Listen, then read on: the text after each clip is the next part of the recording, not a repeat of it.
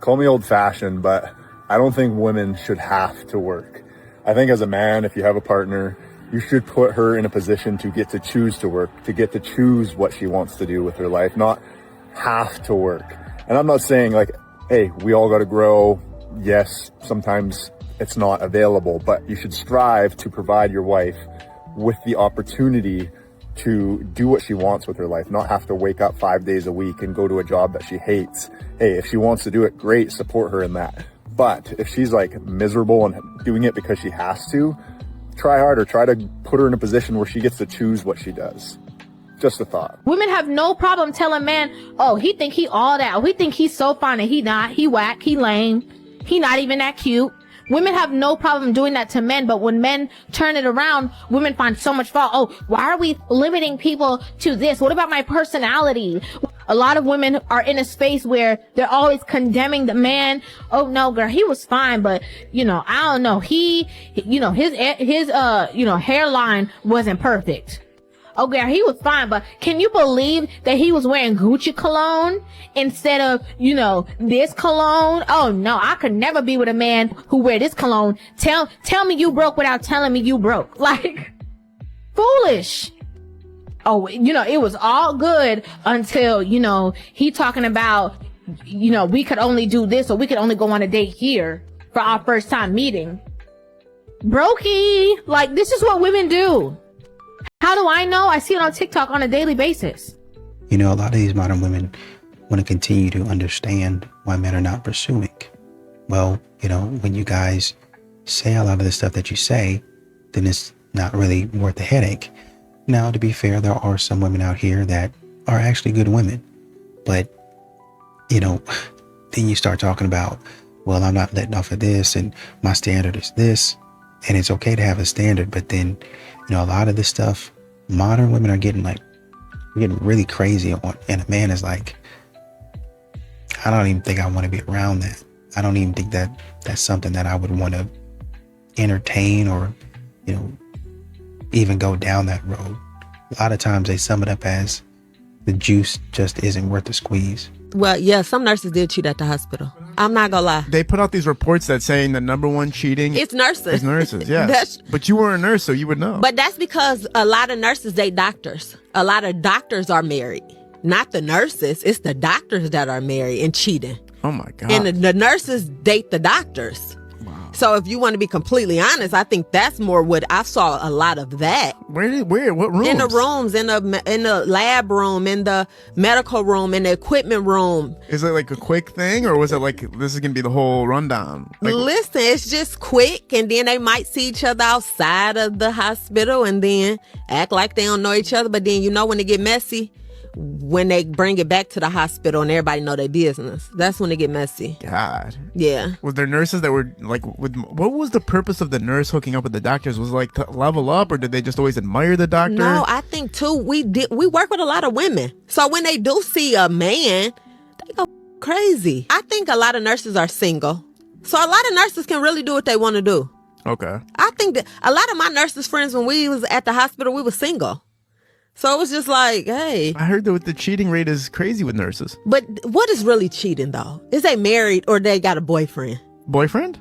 So you don't consider that cheating if it's just a boyfriend? What kind of boyfriend? A lot of these modern women are still waiting for a man to pursue them. Like granddaddy used to do, or like they saw daddy pursue mom. Problem is, it seems to get lost in translation, and for a lot of couples it does, because as you get older in your relationship, you kind of forget some details. Now we have some of the women, they remember the details they want to remember. So they remember, oh, you're supposed to do this for me, and you said this and this, so they remember what you promised them, but they don't necessarily remember what they promised you. So all that aside, Mama acted a certain way when Dad came up and approached. When Dad was pursuing, Mama acted a certain way. So Dad didn't, in a lot of these situations, Dad might have not had to wait 8 months for Mom to say, okay, well, I guess I'll give him a chance. I'll text him back. Right. And even in some of those situations, where now there are some situations where I wasn't interested in him. He just kept on bothering me. But even in those situations, wasn't nobody getting the police called on him and a whole bunch of other nonsense. So there was a lot of things that might have been different that they're not telling you that. And nowadays, men, y'all done told men on a whole campaign, no means no. So I'm not going to spend the next 8 months chasing you. Listen, if a man sleeps with your girlfriend or wife and you're mad at that guy for sleeping with your girlfriend or wife, you're soft. You're a simp. The other day I put out a video where I was talking about how I used to sleep with women who have boyfriends and husbands. And a lot of dudes in the comment section was mad. They was like, yo, man, you got to be careful because, you know, dudes out here will for that. Or if that was me, I would have did this to you and did that to you. Listen, if your girl cheats on you and she's with another dude and you're upset at the dude, you're an idiot. See, that dude has no obligation to keep your relationship intact. Your girl and you are in the relationship, not the other guy. So if you're mad at the other guy, you simping. If you're trying to do something to the other guy, you're soft. You got to check your girl. If you're a hyper-independent woman or person, you self-sabotage in one of three ways. See, if you're hyper-independent, you feel like you can't rely on others, come across as logical or cold, are unemotional, and even struggle to be vulnerable. And I know your standards are extremely high, which you actually use as a coping mechanism. See, because you're somebody who's hyper-independent, not only do you value independence and being alone, but you also value control and autonomy. Mixed out with the fact that you dislike and even fear emotional closeness and vulnerability, the higher of a barrier of entry you can create to your heart from potential options, the more emotional, mental, or physical distance you can create from them. Because if they can never meet your extremely high standards, you never actually have to give them a chance for emotional closeness, vulnerability, or for you to lose control or autonomy. So even though you deep down do want a loving relationship, subconsciously you create extremely high standards and often nitpick your options and say there's no good men out there, or say there's no good women out there, and all your options are trash, even though you are just using these extremely high standards to protect yourself. Well, mix in the fact that you compare these new options to your ex and how they don't match up to your ex, even though when you were with your ex, they never matched up to the ideal you had in your head. Hey, whoa, I come in peace. You know, a lot of these modern women like to continue to treat men like a clown. Amusement. You know, why does a man approach me? There's a lot of risks involved in approaching. There's a lot of disrespect involved in approaching. It don't matter where you go, seemingly with these modern women nowadays, you get treated like you crossed some type of line and you done something wrong. Like you just, eliminated somebody. That's the way they treat you. They look at you like you're a criminal off bat. Let me ask you a question. Who would want to go through that? Which person? Even you. If you go up, like say for instance, if you're sitting in a restaurant and you go up to a waiter and you say, hey, we hadn't gotten our drinks yet. It'd be okay if, we haven't been able to order, haven't had anybody come to our table to even see what we wanted or greet us. If that whole staff turned around and looked at you like, what are you doing over here? You instantly leave a review and walk out of there and go find somewhere else to go. Don't go here. It's trash. The service was terrible. We got seated. Nobody. I was reading a post today or over just down the line. People say, oh, it's a trash place. The food is trash and the service was even worse. They're leaving reviews about it. And so now, even if I was thinking about going, I'm not going because you telling me the service is so bad. That's how you are as a modern woman. Nobody's approaching you because you're disrespectful. It is a risk to approach you. Now they're looking at you saying, man, if this woman is trash, if her attitude is trash, why would I even be over there? Ladies, there are men that love dealing with women that have quote unquote hit the wall because they know that you've lost the leverage to demand more. That's why you say, I'm going to maintain my own and we can have separate living arrangements.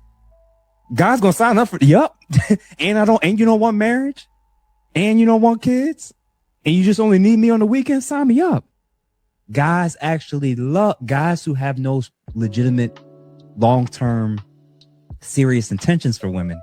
Love the one, because now when I come back in the store, everything's on clearance.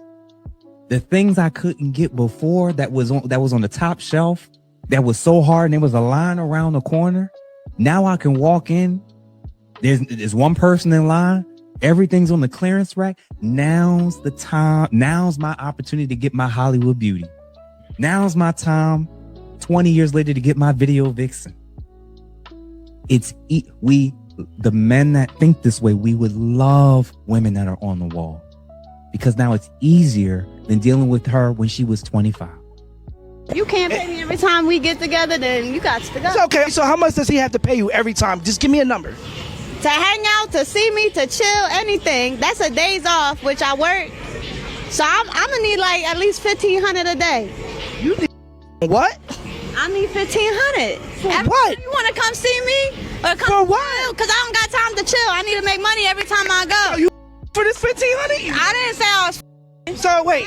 So you want me to give you $1,500 American dollars to talk to you just for a conversation? I get paid that at my job just for a conversation. You know, you have these modern women out there, which is kind of wild. They go on Raya and they get rejected, and then they turn around to what they would say is a normal guy, a regular guy, and they punish him for not being elite enough. But you have to remember, you didn't make it past the wait list yourself. You're not elite yourself. So now you're on Hinge talking to a software engineer, telling him that, oh man, your travel photos lack vision, and I know, from that you're not going to be a good person.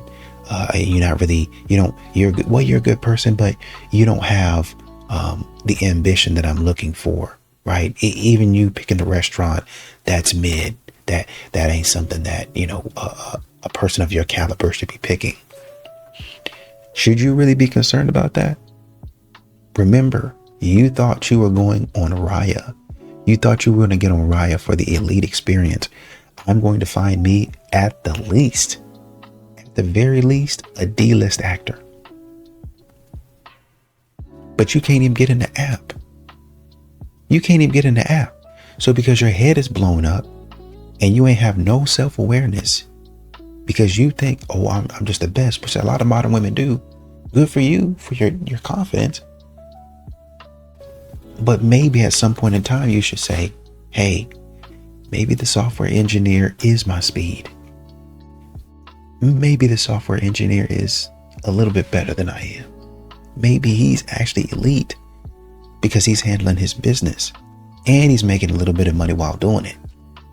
But modern women will never say that. Until that guy decides in his mind that he is going to be fully responsible for the success of the relationship, it's totally doomed. Because if he doesn't have that mindset and that identity shift, then someone has to be responsible for it, and it'll be her, and she will resent him and hate him for that responsibility. A lot of guys get offended at that. They'll say things like, well, doesn't she have to do something? And what about her part? And why does this have to fall on me? The thing that is missing in that mindset is that there's such a freedom in just being responsible. Nobody talks about the guilt of not liking back. The kindest guy you know would treat you right. Like, he's sweet, he's respectful, he's probably the guy your mom would love for you to be with, and yet something in you just doesn't click. And then you feel bad because you can't even explain why. Like, how do you tell someone it's not you, it's just that my heart's not in it? It almost makes you feel ungrateful because there are people out here begging for someone like him. But here you are, not feeling it. And the worst part is you can see he would move mountains for you.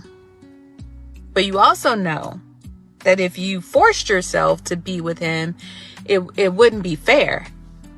Not to him, not to you.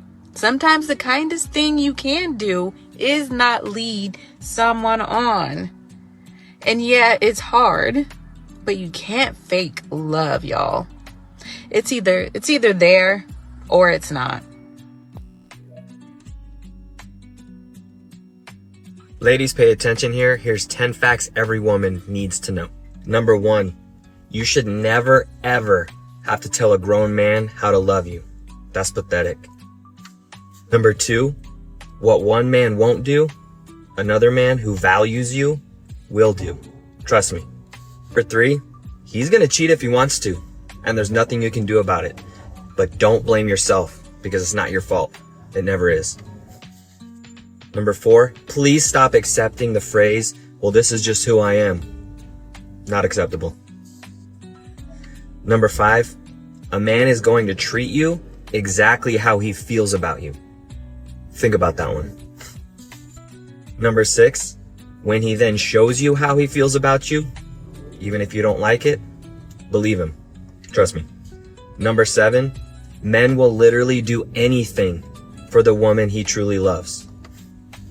Number 8, if he really loves you the way he says he does with his mouth, his actions will always back it up and tell you he means what he says. Number 9, and I'm probably gonna get a lot of hate for this one, but I don't care. Give no guy a second chance. Grown, mature men are fully aware of our actions when we do it. And number 10, last but not least, you're not asking too much. You're just asking the wrong person. You're the correct, perfect package, just at the wrong address. You should be skeptical of a woman with popcorn ceilings telling you how to get a man to pay your bills. This kind of content preys on an economic reality that a lot of young women of color have come face to face with, which is that most of the women in their life have been the primary earners. 80% of Black mothers are the sole primary breadwinners in their household. And a lot of women have watched their mother, have watched the women in their lives struggle and make sacrifices, and they don't want to do the same. So they get online and they stumble across someone who's telling them they could just get a man to pay for everything, pay for their bills, and they can pursue their dreams and their goals and have a soft life. And it's not real. It's not true. It's not going to happen. And you're putting yourself in an extremely dangerous situation. Honestly, if you want a rich doctor or a rich lawyer to pay your bills, buy you nice things, the best way to guarantee that outcome is to become one yourself. Like y'all don't want these ain't because if you got a dude that's on something, you got to be on something. But you ain't But you ain't shit. Okay, all right, let me ask you a question, baby. Let me ask you a question. Why do women call the dude that is the good guy a lame? Why do y'all be thinking just because you ain't got no mic, so you can't answer? I'm gonna answer for you.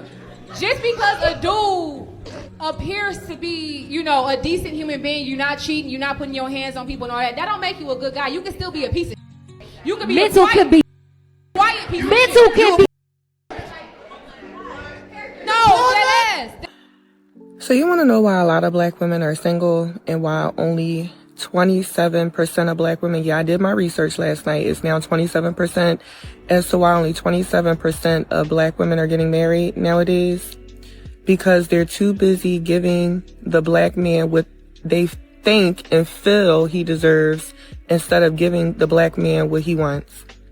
Black men have been saying since the beginning of the time, loudly, I don't want a woman who wears a whole bunch of weave.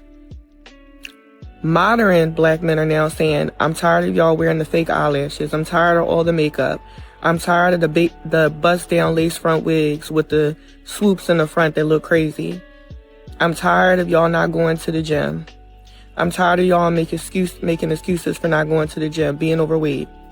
I'm tired of y'all being argumentative. I'm tired of y'all not cooperating. They have literally been screaming at the top of their lungs. And Black women are still doing whatever they want to do, saying, "Oh, even though you said you wanted all these things, nah, I'm not going to give you all those things. I'm going to give you what I feel as though you deserve." So this package here, that's not cooperative, that's overweight, that talks back, that has the weave and bust down lace front wigs. I'm going to give you this instead, and you just need to accept it.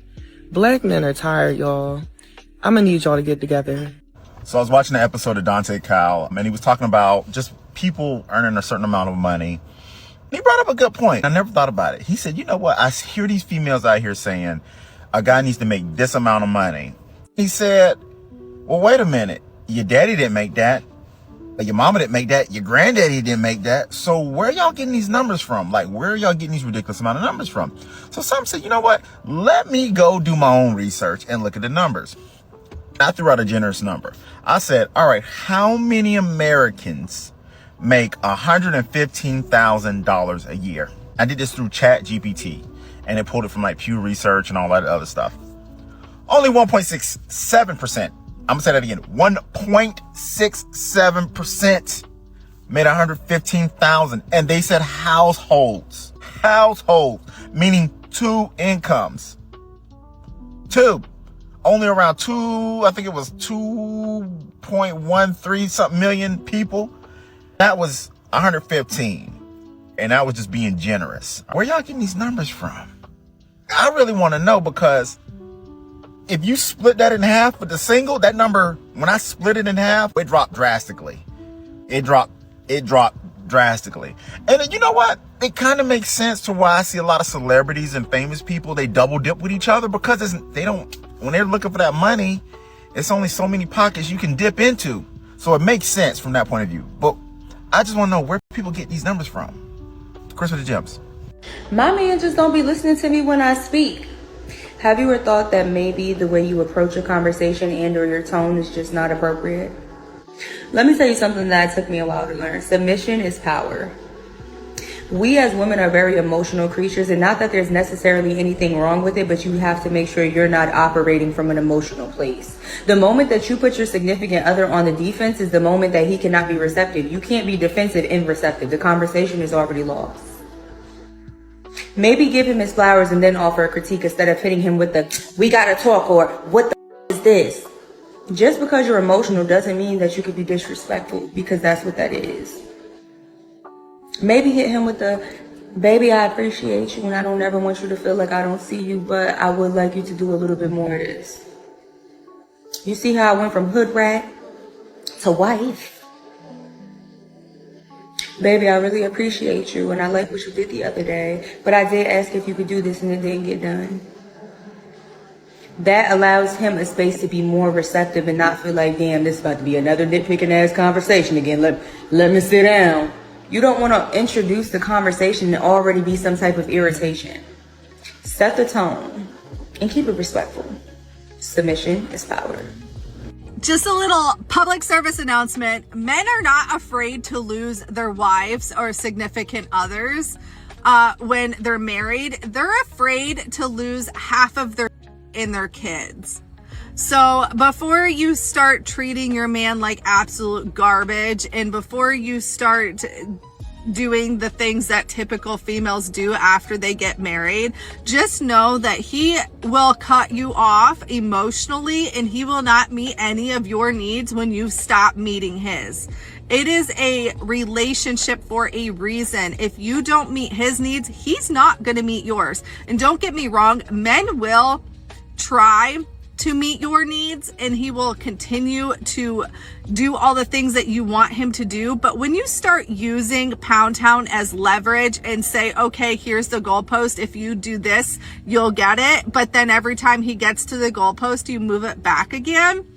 He's only going to put up with it for so long, and he's going to stop doing those things that you want him to do. And then he's just going to be on autopilot in the home, going through all of the emotions on autopilot. Wake up in the morning, go to work, come home, pay the bills, and that's it. That's all you're going to get out of that man. And of course, he's not going to leave you again, because he's not afraid to leave you. He's afraid to leave half of his with you that he worked hard for and earned on his own. So please understand, it's not about you, it's about him.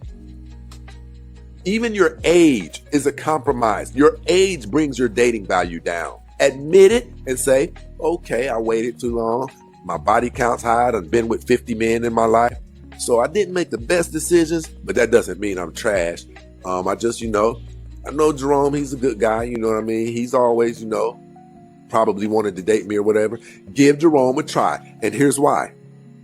Everybody else who knows about your 50-person body count, and for the women who would say, I ain't telling nobody my body count, you don't have to tell men. We can smell it on you. We can feel it on you. We can see it in how you walk. We can see it in how you move. We can see it in how you address other people. We know for a fact when women have been on the dating highway for an extended period of time. That is a fact, hands down. There are no women who have been overly promiscuous where men can't pick up on that of them. We can hear it in the way that you talk. We can see it in how you dress, all of it. So for the women who would say, I'm not going to tell nobody, you've already told them. My point is this. Those of you who do have that 50-person body count, you would say, I don't want to deal with Tone who work at In-N-Out Burger. But here's the tricky part. You no longer qualify for Mike the stockbroker. Turbulence, people.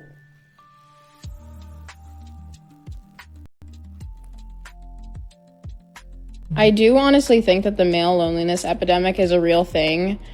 Just because, if you go on a first date with a man or you just, get caught up in conversation with a dude and you don't say, anything personal about yourself and you just, ask questions and, say, oh, that's nice, every 5 minutes, they will tell you their entire life story. And at the end, they'll be like, oh, my God, you're the love of my life. Holy, you're perfect, So maybe they just all need therapists or just somebody to talk to. I don't know. A feminine woman to a real man, if you want him to just melt and have him put it in your hand, show him your softer side. If we are in an argument and whatever it is, and then she gets soft and start to cry, it's done. It's over. But if she's gonna shout and yell with me, she can't outman me. She never will. Never. And it's the softer side that I'm attracted to. I love to see her dance in the shower because those little feminine moves that she do and all that kind of, I'm turning the music up loud. Hit that song, hit repeat on that song. Why? That's what we're attracted to. I'm not attracted to her, I can hold my own. I don't want to hear all that. That's not what I want. That's not what keeps me. And ladies who are married for a long time, this is why we said we don't want you to change. Keep that femininity. Find ways to express your femininity. Because that's what he wants. Fellas, did I miss anything? Am I on point? Once a man gets a taste of Jezebel, it's really, really hard for him to want to pursue a Ruth anymore. Some Christian men are not pursuing Christian women right now because some of them are still attracted to Jezebel and Delilah. Yes, I said it. It is going to be very, very hard for a Christian man to want to pursue a Ruth or an Abigail if he's still attracted to Jezebels and Delilahs. I don't know if you remember or not, but we're literally in a spiritual war right now, and the enemy does not want you to get married, sis. The enemy does not want your husband to be attracted to you. Let's take Samson, for instance. Samson was attracted to the very women he was called to deliver the Israelites from. He was attracted to the Philistine woman. His father literally said, Samson, why don't you choose a woman from your own tribe? Samson didn't want to. He was so consumed with the Philistines and the Delilahs, even though there was a good woman within his own people that would have been great for him. Do you think that's not happening today? There is a man that the Lord has ordained for you, but oftentimes the enemy may want to send him a Jezebel or a Delilah so that he no longer wants to be attracted to the Proverbs 31 woman. And because of that, you need to continuously pray. Lord, change his appetite. Lord, if he's attracted to a Jezebel right now, change his appetite so that he can be attracted to what's actually good for him. So instead of complaining, get into your prayer closet and start praying. And that's when you're going to see some real change. Men, this must stop right now. I'm about to give you some behaviors that men need to stop doing in 2021. Some simp behaviors. Let's go. 1. Men need to stop tolerating women's disrespect and behavior. There's a lot of complaints about the way women are in today's times. Women are the way that they are because there's an abundance of men who accept it. And remember, every time you tolerate a woman's, you do every other man on the planet a disservice. Number 2, taking back and forgiving women who cheat on you. If another man conquers a woman who's supposed to be committed to you, game over. Once she crossed that line, all respect is gone and you'll never, ever get that respect back. That's a confidence issue though. Go click the link in my bio and you can fix that. Number 3, catching feelings for sneaky links and jump offs. Fam, listen, every woman ain't trying to be wifed up. Strong masculine men have sweet feminine women, and sweet feminine women have strong masculine men. I have spoken. A relationship where the man isn't masculine and the woman isn't feminine, that's unnatural. And there's obviously an imbalance. And all that needs to happen is both of them returning to their natural state, where the man is the man and the woman is the woman. When one tries to take the place of another, the balance gets thrown off. And the more fragile side suffers the most, which is usually the woman. But it's his fault I'm this way. But it's her fault I'm that way.